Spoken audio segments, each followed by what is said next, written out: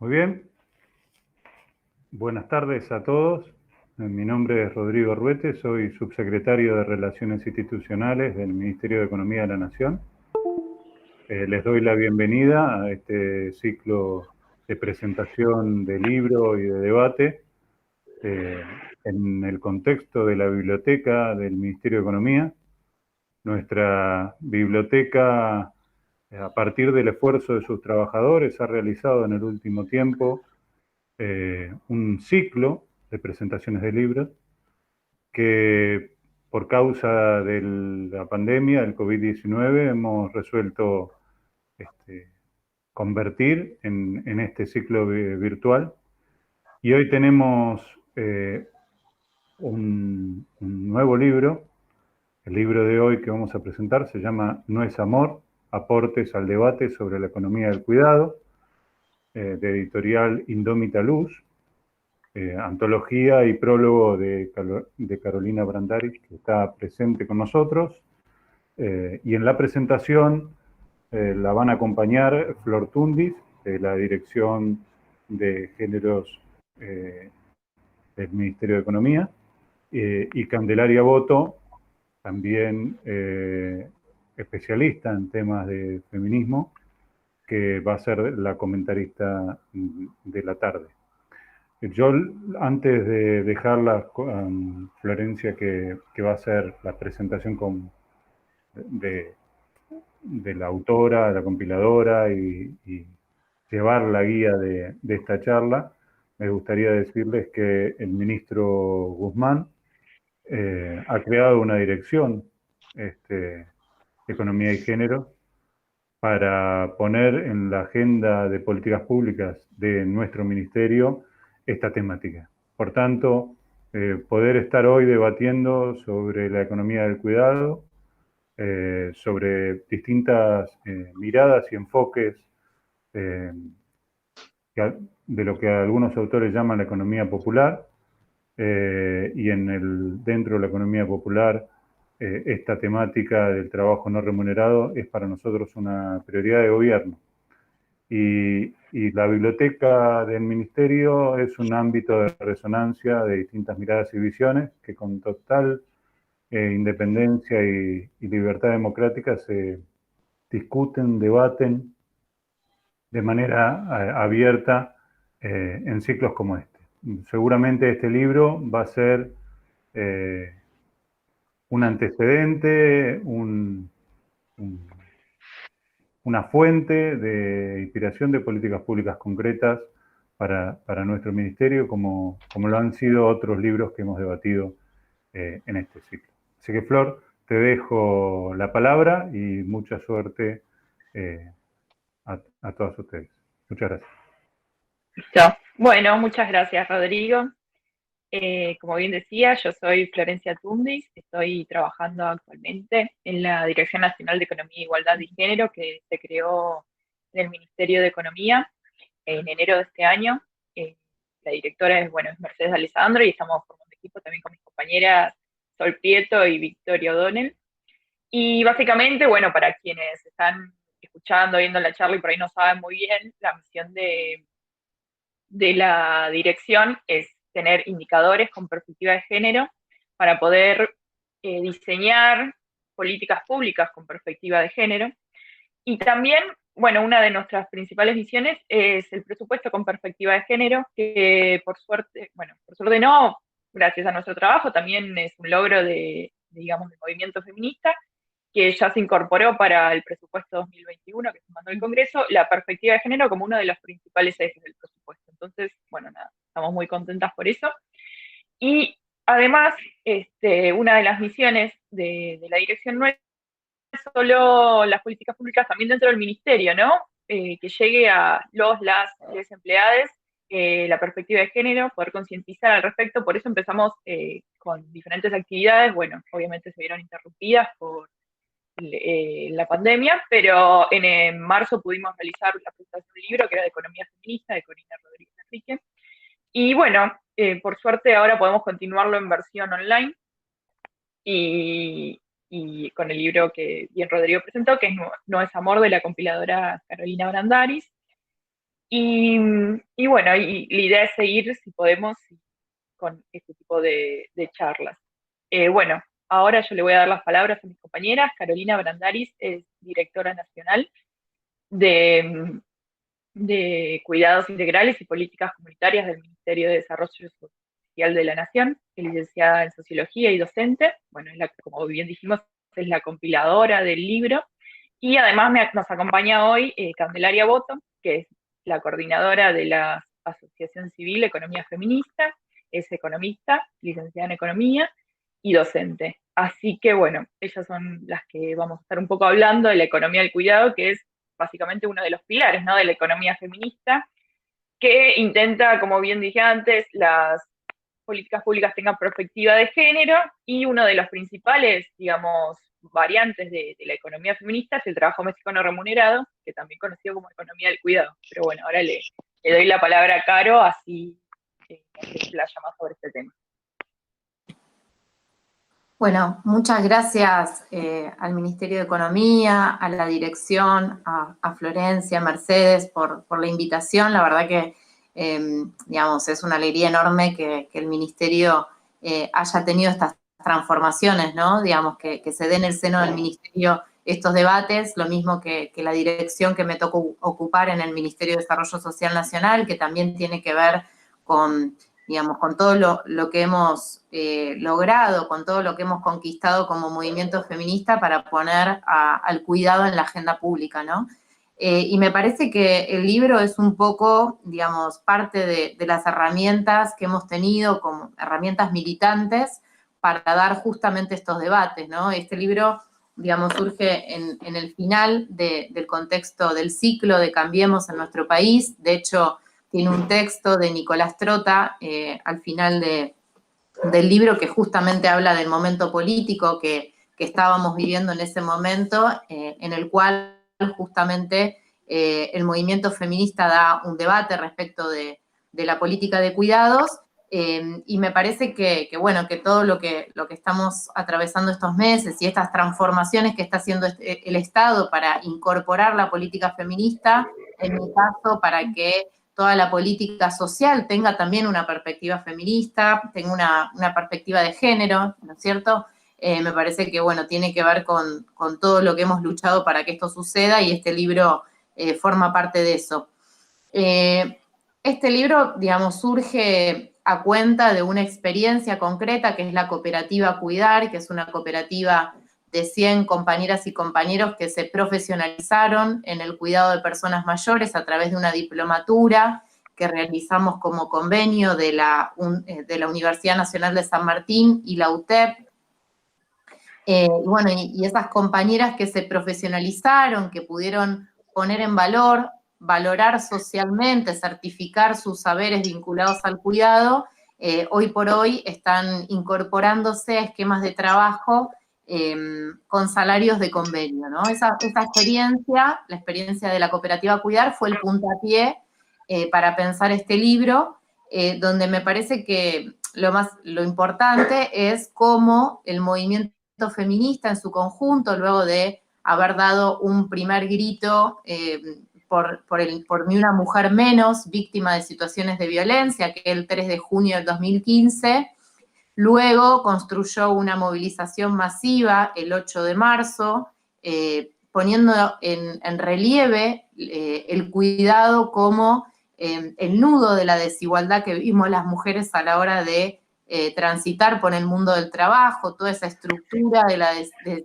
desigualdad que nosotras vivimos, que nos segrega, por un lado, horizontalmente, con aquellos trabajos que son feminizados, que tienen poblaciones feminizadas y salarios más postergados, como la docencia, gremio del cual yo formo parte, como la enfermería, y también aquella segregación de carácter vertical que bueno, que tiene esa metáfora del techo de cristal cuando se refiere a debido al tiempo material que nosotras le dedicamos a las tareas del cuidado, cómo nos cuesta más, digamos, concursar a cargos de jerarquía, cómo tenemos menos oportunidades y menos acceso a cargos de representación política y a cargos de representación sindical. Esos 8 de marzo construimos movilizaciones masivas que pudieron manifestar estas situaciones de desigualdad y también decir que las situaciones de violencia existían porque había una plataforma de desigualdad en las cuales las mujeres ocupábamos un lugar subalterno en nuestra sociedad, y me parece que también lo interesante del recorrido que fue haciendo el movimiento feminista, primero gritando Ni Una Menos sobre las situaciones de femicidios que vivimos, sobre cómo nos arrebatan una compañera, una laburante, un estudiante, digamos, en estos tiempos. A su vez, pasitos luego, el 8 de marzo construimos una movilización masiva para denunciar también las cuestiones vinculadas a la desigualdad, en la cual las mujeres nos incorporamos al mundo del trabajo. Me parece que hay una reflexión en la cual coinciden, por un lado, el movimiento feminista y la UTEP como, digamos, aquellos trabajadores y trabajadoras de la economía popular que están haciendo también un fuerte cuestionamiento al sistema económico y al gobierno anterior respecto de qué es lo que se concibe como trabajo, ¿no? Nosotros si pensamos que el trabajo es todo aquello que, digamos, aquella sociedad asalariada, por la cual hombres y mujeres tienen un salario a fin de mes, bueno, muchas mujeres quedan afuera y muchos hombres y mujeres también quedan afuera porque hay un 40% de la población, se estipula, que digamos, no tienen formas de contratación en esos términos, no tienen patronal, no tienen una patronal, no trabajan de manera dependiente, no están insertos en esquemas que les garanticen derechos laborales, el mercado de trabajo no absorbe a la totalidad de la población, con lo cual es muy importante también cuando pensamos en esta oportunidad también en políticas públicas que den cuenta de esa realidad, pensar, por un lado, en el trabajo que desempeñan millones de mujeres de manera invisibilizada, de manera no valorada, ni social ni salarialmente, que es importante poner de manifiesto, y a su vez toda aquella porcentaje de la población que recurre a, digamos, a trabajos de subsistencia, a trabajos vinculados a lo que se llama la changa, la diaria, que en este contexto de la pandemia están mucho más restringidos, producto de las medidas de aislamiento social preventivo y obligatorio, pero que también forman parte de la economía que viven argentinos y argentinas, y que es muy importante poder construir trayectorias que vayan desde aquella existencia a mayor protección social, a mayor garantía de derechos laborales para cada uno de esos argentinos y argentinas. Con lo cual me parece que, digamos, me parece muy importante transmitir que en este libro, que tuvo una pretensión, una voluntad de que sea un libro militante para poner de relieve las cuestiones vinculadas al cuidado y cómo el cuidado podía ser, digamos, es nudo de la desigualdad, pero también podría ser motor económico para impulsar los resortes de un país y aumentar la riqueza nacional. Me parece que es importante poder transmitir que en este libro coincide una reflexión vinculada a aquellas trabajadoras más humildes que muchas veces, justamente porque no pueden contratar servicios del cuidado, no pueden prescindir del cuidado, son las que más tenemos que pensar en una política que pueda mirar esa realidad, porque forma parte del nudo de la desigualdad de nuestro país, ¿no? Con lo cual coincide una reflexión sobre lo que es el trabajo tanto del mundo feminista como de la economía popular. Me parece que son dos grandes emergentes sociales que surgieron en el marco de Cambiemos, del gobierno de Cambiemos, que hoy también protagonizan nuestra realidad, que están tratando de modificar las formas en las cuales se construye el Estado, y me parece que es el desafío pensar en cómo valorar social y salarialmente a este trabajo que desempeñan tanto millones de mujeres como millones de mujeres humildes y trabajadores y trabajadoras de la economía popular. Y también me parece importante que seguramente en la actividad en la cual se presentó el libro de Corina Rodríguez seguramente fue mención, ¿no? Como, digamos, el arribo a la temática del cuidado en el caso de digamos, del movimiento feminista en América Latina fue a través del reconocimiento de que es el nudo de la desigualdad, del modo en el cual las mujeres transitamos el mundo del trabajo. Bueno, a la vez que es eso, también es la garantía del derecho a ser cuidados, que ninguna persona a lo largo de su vida puede prescindir, porque tanto en el momento en que somos chicos o chicas, o que somos personas mayores, o que presentamos alguna necesidad de dependencia, en algún momento las personas necesitamos ser cuidadas, con lo cual es muy importante que esa necesidad que se presenta se resuelva en comunidad, y esa necesidad que resuelve la comunidad interpela directamente al Estado, y me parece que en este contexto que formamos partes de espacios del Estado que tienen que pensar una política social, que tiene que pensar un Estado que dé, digamos, que dé garantía de derecho a las necesidades sociales, es muy importante que se constituya un nuevo derecho, que es el derecho a ser cuidado, junto con los pilares que forman parte del estado de bienestar, como es la salud, la educación, la vivienda, la seguridad social. Me parece que, digamos, un estado de bienestar en este contexto tiene que también garantizar el derecho a ser cuidado, con lo cual, cuando hablamos de cuidado, hablamos de una cara de la moneda, que es el nudo de la desigualdad y cómo achicamos cada vez más los márgenes de esa desigualdad, y por otro lado, la otra cara, que es cómo damos respuesta a las necesidades del cuidado de personas que así lo requieren. Creo que hablé un montón, ¿no es cierto? No, está bien. Estás en tiempo. Bueno, por lo demás, invitarlos a leerlo. Tiene textos de distintos compañeros y compañeras. Tiene un texto de Candelaria, que forma parte del espacio de economía feminista. Tiene un texto de dos compañeros que hacen un estado del arte respecto de qué es lo que dice la jurisprudencia sobre la temática de cuidados, qué es lo que dice la OIT, qué es lo que dicen nuestras leyes de contrato de trabajo, qué es lo que no dice nuestra ley de contrato de trabajo, justamente. Tiene un texto de Nicolás Trota, como mencionábamos, respecto de cuál es el contexto político en el cual se da este debate sobre la cuestión de los cuidados. Tiene un texto de Tania Rodríguez sobre cuál fue el recorrido que hicimos las mujeres sindicalistas para poner también de manifiesto este tema adentro de las organizaciones sindicales y al conjunto de la sociedad.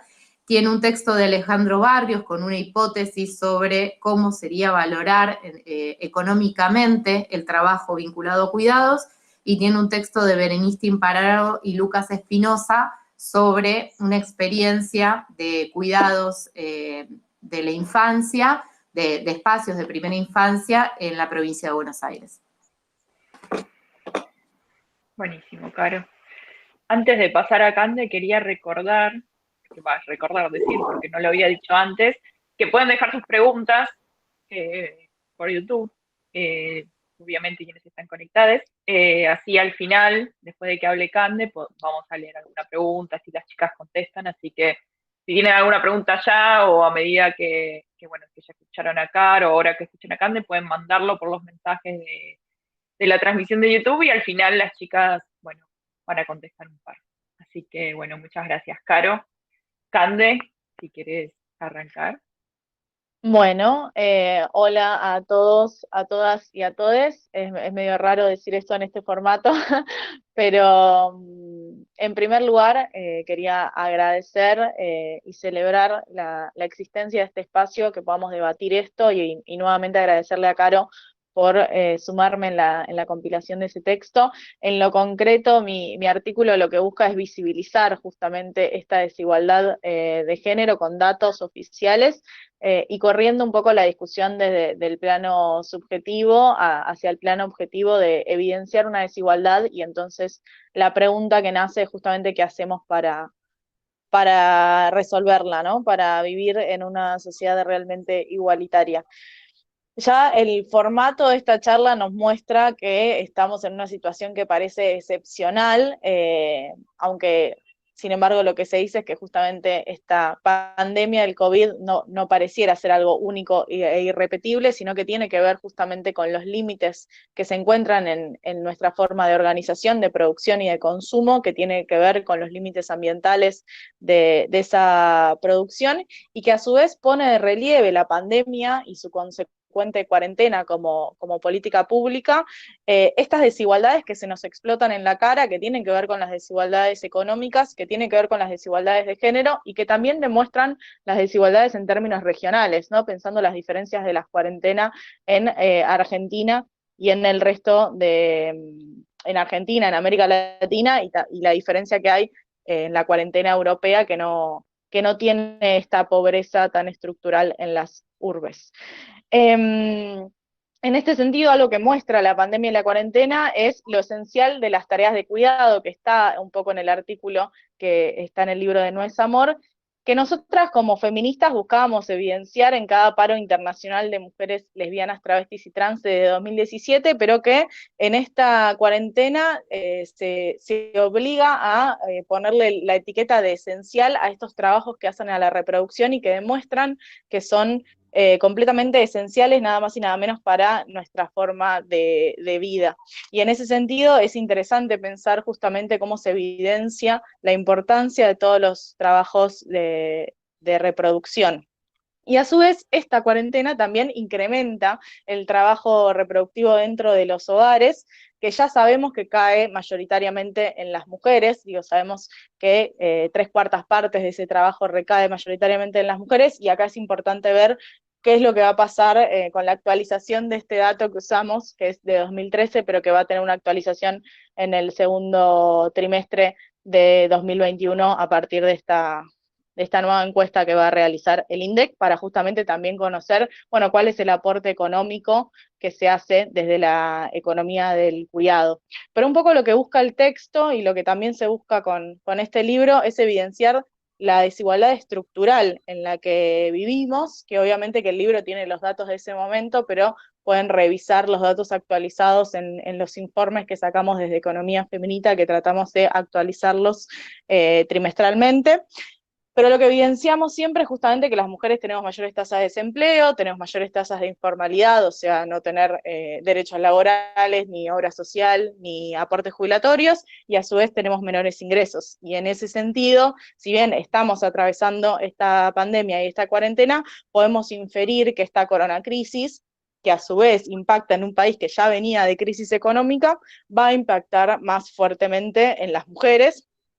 Y digo mujeres porque todavía estamos reclamando los datos para el colectivo de las compañeras travestis y trans. En este sentido, es clave el rol que jugó y que juega el ingreso familiar de emergencia, haciendo una mención especial a que es el primer ingreso, la primera política de ingreso directo que tiene en cuenta la situación específica de las trabajadoras de casas particulares, siendo que son casi 1/5 del total de las trabajadoras, y que a su vez son las sujetas que ponen el cuerpo a la organización de la ayuda en las villas y barrios populares, donde no solo creció el trabajo de cuidado, sino que a su vez se realiza en condiciones donde no se cuenta con la infraestructura necesaria para hacerlo. De todas formas, y justamente celebrando todas estas medidas, como es la misma existencia de esta Dirección de Economía y Género, y con la construcción y profundización de lo que va a ser el presupuesto con perspectiva de género para 2021, algo que bien sabemos las feministas son los riesgos de la mercantilización del trabajo de cuidado, que lo sigue manteniendo en las esferas privadas de los hogares, y reproduciendo la feminización justamente de esos trabajos en un mercado laboral que vemos que es más hostil para las mujeres. Y en este punto, hay que volver a poner el foco en justamente cuál es el rol del Estado en pensar al cuidado como un derecho, como decía acá Caro, en pensar justamente la necesidad de ser cuidados todos los seres humanos, y en este sentido la necesidad de socializar estas tareas también para justamente desfeminizarlas y que no queden a cargo nuestro como sucede actualmente.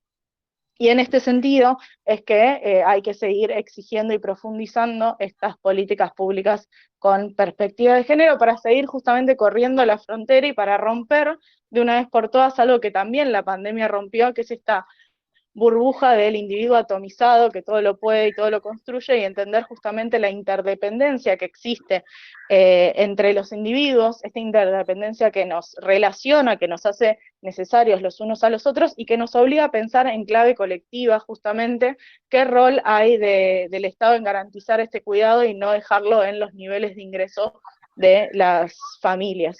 Digo, creo que se ha avanzado, claro, los avances del año pasado ahora, y el hecho de que haya compañeras dentro de los organismos, obviamente que auspicia, pero también nos encontramos en un mundo que ya se sabe que ya está en crisis, en un país que ya venía en crisis y que se va a profundizar en un contexto de desigualdad estructural, y en ese sentido vamos a seguir poniendo el acento para que justamente no sean las mujeres una vez más las que tengan que poner el cuerpo y el pecho a esta crisis.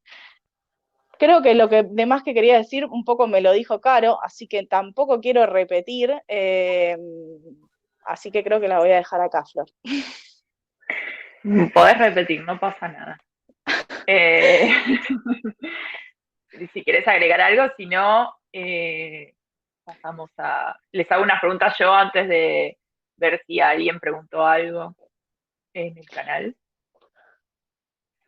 Sí, si no, lo otro que podía contar, que creo que era un poco tu pregunta también, es un poco la campaña que hicimos con La Poderosa, pero me parece mejor dejar a preguntas. Bueno, igual, bueno, ya que lo mencionaste, te lo voy a tener que preguntar. No, quería saber, bueno, desde economía feminista como sociedad civil, obviamente, como vos dijiste también, Caro, sobre los cuidados con la pandemia actual, con el COVID-19, es algo que se intensifica con el cierre de los jardines, de los colegios.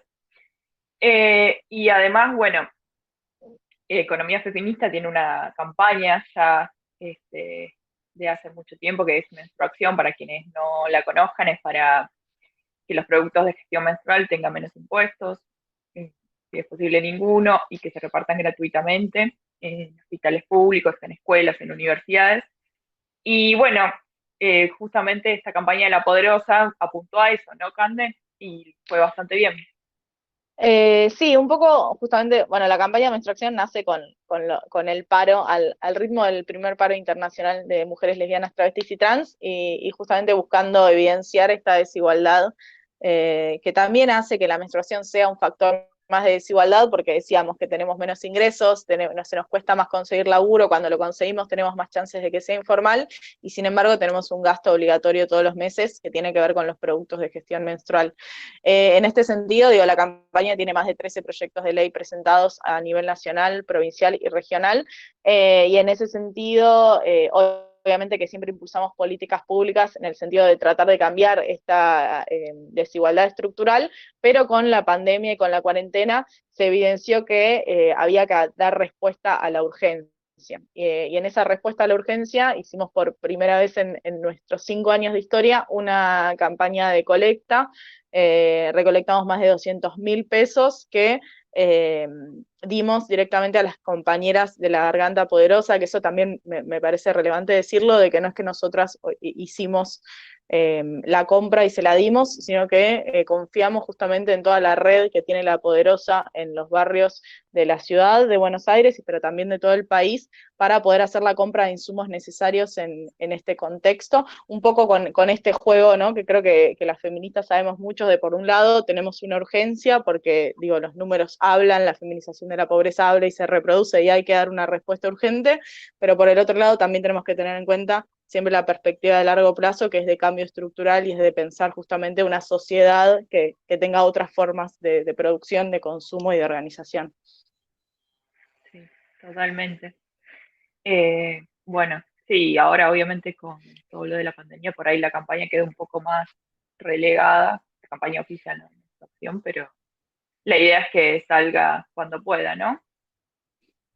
Sí, también creemos que obviamente que la campaña al haber nacido en 2017, todo lo que tenía que ver con presupuesto en el Congreso era algo medio imposible de pasar, así que también Claro. creemos que ahora es un momento más permeable para la agenda política poder pasar la campaña de menstruación, que tiene que ver esto, ¿no? Como decías vos, con la exención de impositiva, o sea, que no pague IVA entendiéndolo como un producto esencial. y por el otro lado con la provisión gratuita en escuelas, cárceles, refugios y centros comunitarios para que ninguna chica ni mujer tenga que faltar ni a la escuela ni al trabajo por no contar con productos de gestión menstrual. Buenísimo. Y no sé si tenés a mano el número que calcula Ecofemita siempre sobre cuánto cuesta menstruar. Sí, depende un poco ¿Vos no te lo acordás? No, mentira. Depende, más o menos. depende un poco del tipo de producto que se use, pero ronda entre los 2.800 y 3.500, no, 2.900 y 3.800, perdón, si según se usen tampones o toallitas. Nosotros hacemos estimaciones y obviamente que siempre vamos actualizando este número porque la inflación también nos corre, pero ese número es en promedio de todo el país, porque también obviamente que hay diferencias de precio en las distintas regiones. Claro. Sí, obviamente. Y con precios cuidados, por suerte, incorporaron las toallitas y los tampones para que dentro de las marcas, digamos, que se puedan conseguir más a nivel federal pueda disminuir el precio. Bueno, antes de pasar a las preguntas del público, le quería preguntar a Caro, un poco en la misma dirección, desde el Ministerio de Desarrollo Social, qué política, bueno, obviamente más específicamente desde la dirección donde estás, Caro, qué política o qué programa están haciendo vinculado a cuidados y la pandemia. Sé que estaban con un programa del barrio Cuida al Barrio, no sé si quieres contar un poco de eso o algún otro programa o medida que están llevando a cabo. Sí, tal cual. O sea, veníamos trabajando en procesos de valorización social y económica de los trabajos vinculados al cuidado.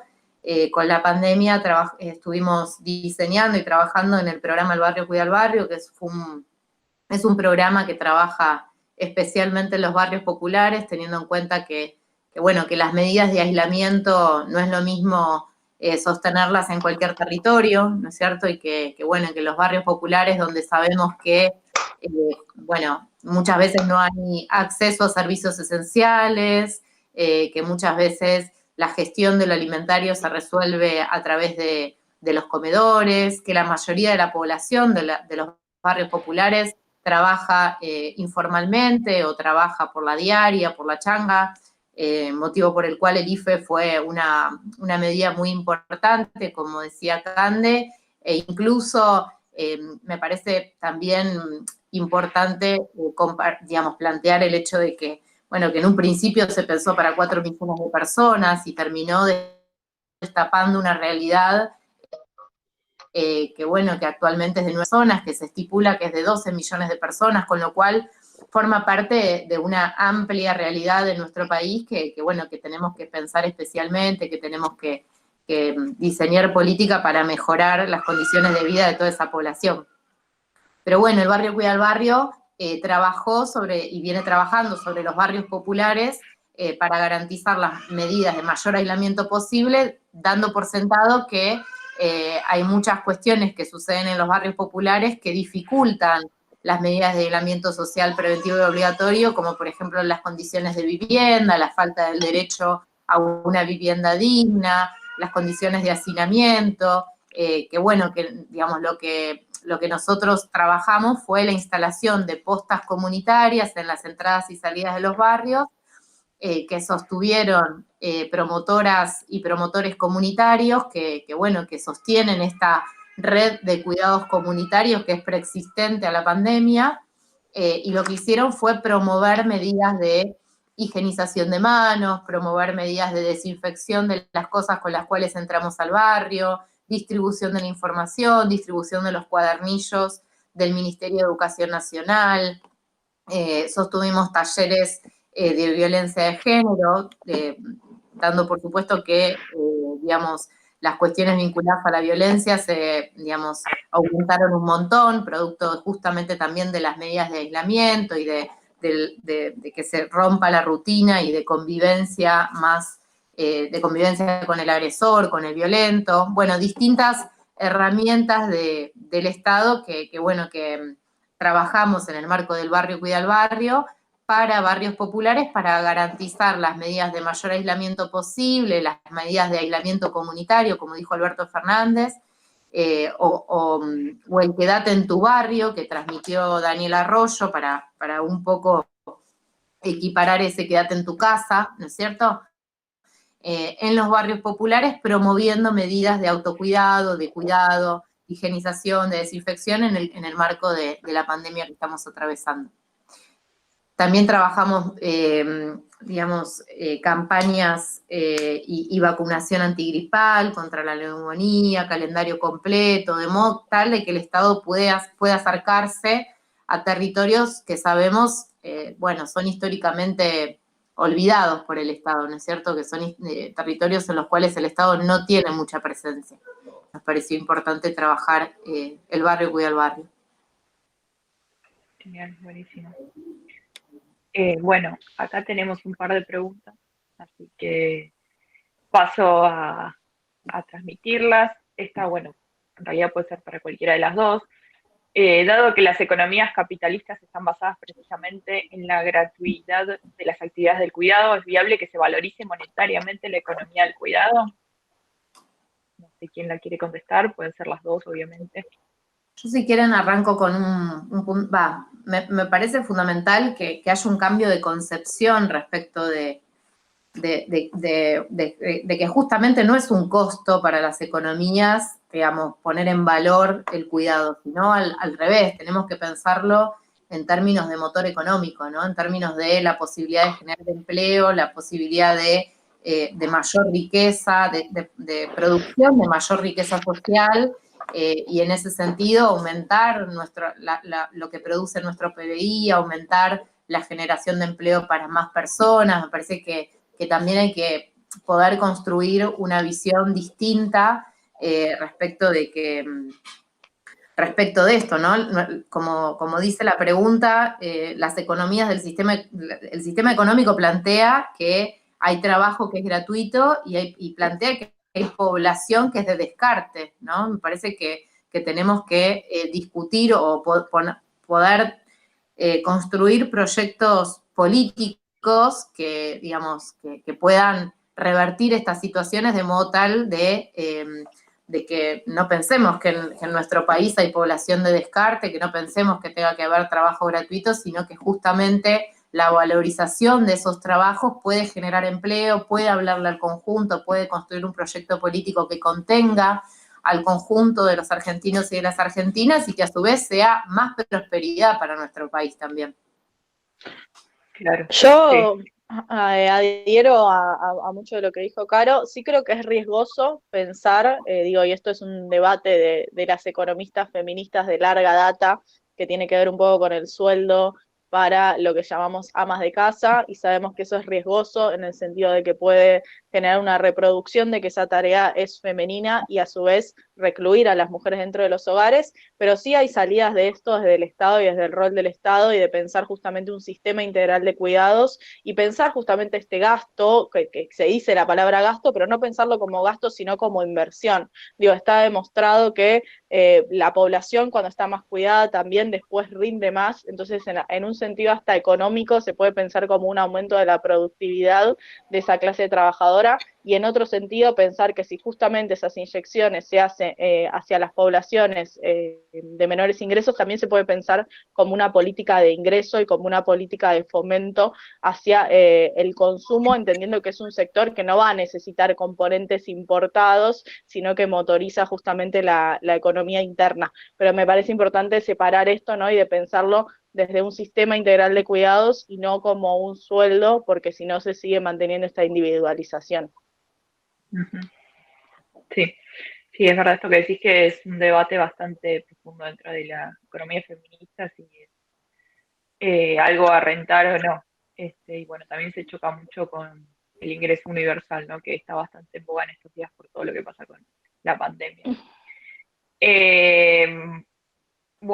A ver si tenemos otra pregunta. Antes de pasar a otra pregunta más conceptual, pregunta mucho dónde se puede conseguir el libro, Caro. ¿Vos sabés? Sí. ¿Actualmente dónde? Está un poco agotada la segunda edición que hicimos. Tenemos que mandar a hacer una tercera edición y tener un esquema de librerías que también, digamos, fue demasiado militante la distribución del mismo, pero le pueden escribir a Indómita Luz, que es la editorial que también forma parte de la UTEP, para ver dónde lo pueden conseguir. Buenísimo. Yo lo tengo acá. Lo conseguí en pandemia en La Liebre, en la librería La Liebre. Así que cualquier cosa sé que ahí lo tienen. Y si no, como bien dijo Caro, en la editorial. Bueno, a ver, bueno, acá hay una pregunta con respecto a menstruación. ¿Por qué creen que hay tanta resistencia a la quita del IVA en productos de gestión menstrual, si hay antecedentes en otros países? Bueno, hay antecedentes, pero Cande. Sí, hay antecedentes. De hecho, las compañeras colombianas han logrado reducir el porcentaje de IVA que pagan los productos de gestión menstrual, y es muy interesante esa experiencia porque tenemos que aprender de ella, porque justamente como la reglamentación no fue clara a la hora de avanzar en esa reducción del impuesto, esa diferencia de ganancias se la quedaron las empresas, entonces no cambió el precio de góndola, digamos, y eso es muy importante porque a la hora de pensar esta ley tenemos que pensar, bueno, cómo se reglamenta que de hecho baje el precio. Y con respecto a, bueno, qué dificultades puede tener la reducción del IVA, obviamente se habla de una reducción en un ingreso impositivo y por ende es una reducción para las arcas públicas, pero bueno, justamente es pensar el rol del Estado en garantizar estos productos para la población que no llega a tenerlos y a su vez bajarle el precio para todas las que estamos obligadas y obligades a consumirlo, porque de nuevo, ¿no? El sangrado menstrual es algo que no está permitido en esta sociedad. Si estuviésemos en una charla, yo diría que si tengo evidencia de sangrado menstrual no me estarían escuchando, pero la realidad es que podría tenerla y ustedes no lo notarían en este momento. Sí, además, bueno, hay bastante resistencia. Sí, digamos que es algo un poco relegado dentro de las políticas públicas, porque justamente hasta hace poco faltaba la perspectiva de género, entonces bueno, ahora con la creación de la dirección o la creación de la dirección en Economía, el Ministerio de las Mujeres, bueno, se espera obviamente más avance en el corto plazo. Sí, también hay que pensar que el proyecto de ley de menstruación es la primera vez que un proyecto de ley incluye la palabra menstruación. O sea, es la primera vez que un proyecto dentro del Congreso de la Nación incluye la palabra menstruación, entendiendo que está la experiencia y de hecho existe el Día Laboral Femenino, y en ese proyecto de ley se dice no hace falta ahondar en lo que sucede en esos días. Digo, también ahí es importante hablar de la paridad en el Congreso, de la importancia que tuvo el cupo por allá por principios de los 90 para que se vayan abriendo estas agendas en el Congreso, y bueno, obviamente que vamos conquistando estos lugares. Claro, exactamente. Bueno, después acá hay una pregunta, igual creo que la respuesta es no, pero mi pregunta es si está contemplado el salario de cuidados en el Plan Nacional de Acción o bien proyecto de ley. Bueno, por el momento, Caro, vos por ahí sabes más. En realidad, actualmente el Ministerio de Desarrollo Social está trabajando con un programa que es el Potenciar Trabajo, que un poco nuclea, digamos, aquellas experiencias como el salario social complementario, como el Hacemos Futuro, como el programa Ellas Hacen. El Potenciar Trabajo es el programa en el cual confluyen esas experiencias, es un programa de transferencia monetaria, que me parece que, bueno, que a la luz de las discusiones que se están dando respecto del salario universal, me parece que, digamos, sería cuestión de que tuviese muchísimo más alcance poder trabajar sobre ese programa, y después, bueno, la discusión sobre el trabajo que vertebre ese programa, ¿no? Me parece que eso también los movimientos sociales lo ponen en discusión muy fuerte, ¿no? Porque no es una cuestión del subsidio o de la transferencia monetaria en sí misma, sino que también de procesos de valorización de esos trabajos, de esquemas planificados vinculados al trabajo, y en materia de cuidados, un poco en la misma línea que decía Cande, ¿no?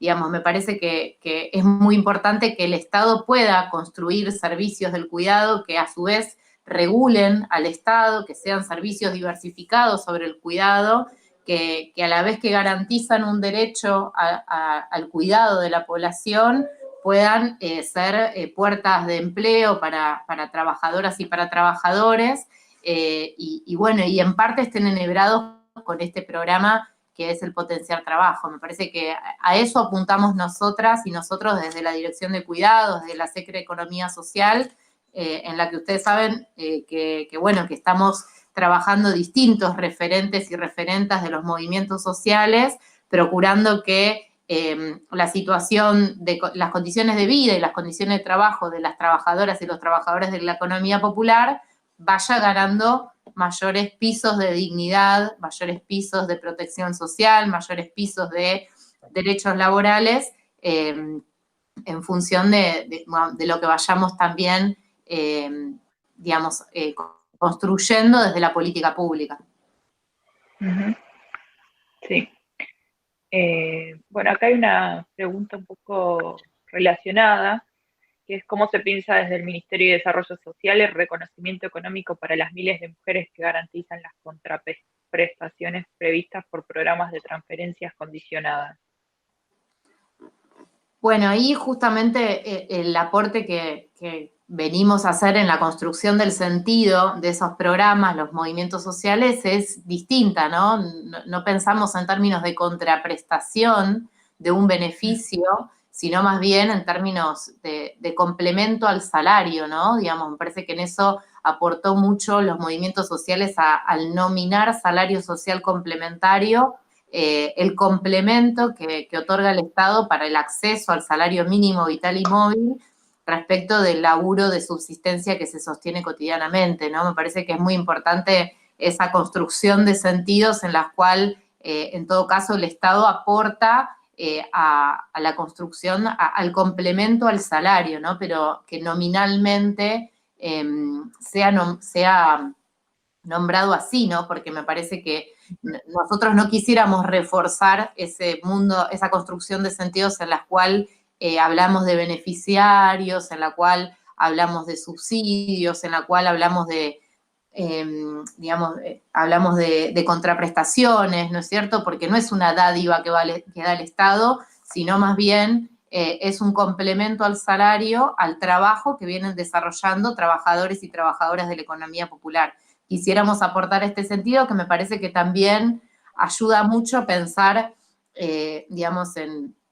en subsanar también aquella fragmentación que existe en la clase trabajadora entre quienes, digamos, no perciben una política de transferencia del Estado y quienes sí la perciben, aquellas estigmatizaciones como el choriplanero, la choriplanera. Me parece que es muy importante tratar de suturar esas fragmentaciones dentro de la clase trabajadora, y quisiéramos desde los movimientos sociales poder abonar hacia ello, pensando que esas políticas de transferencia monetaria en todo caso son un complemento al salario que hace el Estado. Claro. Bueno, y también vinculado con esto, hay una pregunta, si se está pensando en la formación profesional de las trabajadoras del cuidado, considerando que esto podría mejorar sus condiciones laborales y de protección social. Bueno, medio... Ese es uno de los objetivos que tenemos como dirección, de poder aportar a procesos de profesionalización de las trabajadoras en el cuidado de distintas poblaciones, ¿no es cierto? Claro. Vuelvo a la pregunta del libro porque creo que no lo mencionaste. ¿Se consigue en formato electrónico? ¿En sí. EPUB o algo por ahí? EBook no, EBook no tenemos formato electrónico. Sí, PDF, te estoy diciendo una... No, yo digo si se puede comprar en algún lugar tipo Amazon. No hicimos ese formato, habría que investigarlo, Okay. Tendríamos que investigar. Buenísimo, no, porque lo preguntaron mucho, por ejemplo, hay una chica de México, entonces no lo puede conseguir en papel y quería saber si estaba en formato electrónico. Bueno, no hay ninguna otra pregunta más, así que, chicas, no sé si quieren decir algo para cerrar, antes de que dé unos parroquiales. Así que, obviamente, yo les agradezco por estar presentes, aunque sea virtual. Y bueno, eso, si quieren comentar algo para cerrar, tanto Caro, bueno, desde que es ahora, digamos, lo que están trabajando en los próximos, digamos, a corto plazo en la Dirección de Cuidados del Ministerio de Desarrollo Social bueno, ya hablamos un poco, obviamente, las tareas de cuidado, pero si hay algún programa nuevo que están pensando, y bueno, Cande, obviamente, desde Economía Feminista. No, a mí algo muy cortito. Alberto Fernández, cuando arrancó, digamos, el gobierno en la presentación de las legislativas, habló de cómo comenzar por los que menos tienen para poder redundar en el conjunto. Me parece bueno, que en el marco del debate sobre cuidados nosotros tenemos que poder traducir eso en quienes menos tienen, en las de abajo, ¿no? Él habló de los de abajo, creo que nosotros tenemos que traducirlo en las de abajo, porque me parece que es muy importante poder comprender que en tanto y en cuanto haya procesos de valorización económica de ese trabajo, eso va a ser bienestar para el conjunto, no solamente en resolución y en garantía del derecho al cuidado, sino también como una cuestión de cómo eso puede ser inversión para el motor económico que necesita nuestro país en la reconstrucción post-pandemia. Me parece que es muy importante mirarlo en esos términos y bueno, a eso nos estamos dedicando. Buenísimo. Sí, y yo como cierre, bueno, nuevamente agradecer obviamente por este espacio y también marcar que obviamente que estamos, digo, es difícil hacer un cierre en este momento de pandemia porque la estamos atravesando, entonces todavía es difícil dimensionar los impactos que van a tener. Como dije antes, sabemos que van a impactar más fuertemente en las mujeres y sobre todo en los colectivos más postergados, como es el colectivo de las compañeras travestis y trans, y en ese sentido es importante generar las políticas necesarias y dimensionar el rol que va a tener el cuidado, ya sea en el mundo post pandemia o en esta nueva normalidad. Obviamente que como integrante de una organización de la sociedad civil, celebro que haya compañeras feministas como las hay dentro del gobierno, y creo que el rol que tenemos nosotras desde la sociedad civil es seguir construyendo los lazos necesarios. Obviamente que es difícil pensar en la calle en estos momentos porque estamos en AMBA y estamos en cuarentena, pero sabemos que es importante reforzar los lazos y reforzarlos también regionalmente, entendiendo el momento complicado que está viviendo la región. Pienso en Brasil, pienso en Uruguay, en Chile, en Bolivia. Entonces creo que es importante reforzar esos lazos para pensar lo que se viene en términos también más regionales y con nuevas perspectivas, ¿no? Sí, sí, el tema regional obviamente en medio de una pandemia es súper importante. Bueno, para cerrar, bueno, otra vez agradecerles a las chicas por haber participado. Y también me pasan el mensaje desde las chiques de la biblioteca que van a seguir las charlas, no solo desde algunas propuestas de la Dirección de Género, sino, bueno, del Ministerio de Economía en general. Así que si quieren estar atentos, recibir la notificación de esas próximas charlas, pueden suscribirse al canal del Ministerio de Economía. Y por mi parte, lo último que quería decir, que desde la Dirección Nacional de Economía, Igualdad y Género del Ministerio de Economía, estamos obviamente trabajando y publicando informes sobre el IFE, obviamente, sobre las tareas de cuidado y sobre indicadores con perspectiva de género, así que pueden leer sobre estos informes en la página del Ministerio, en la sección, bueno, argentina.gov.ar/economía, igualdad y género, si no, también pueden estudiar Dirección Nacional de Economía, Igualdad y Género. Así que, bueno, eso es todo por hoy, muchas gracias y esperemos a la próxima charla. Chao, muchas gracias. Adiós.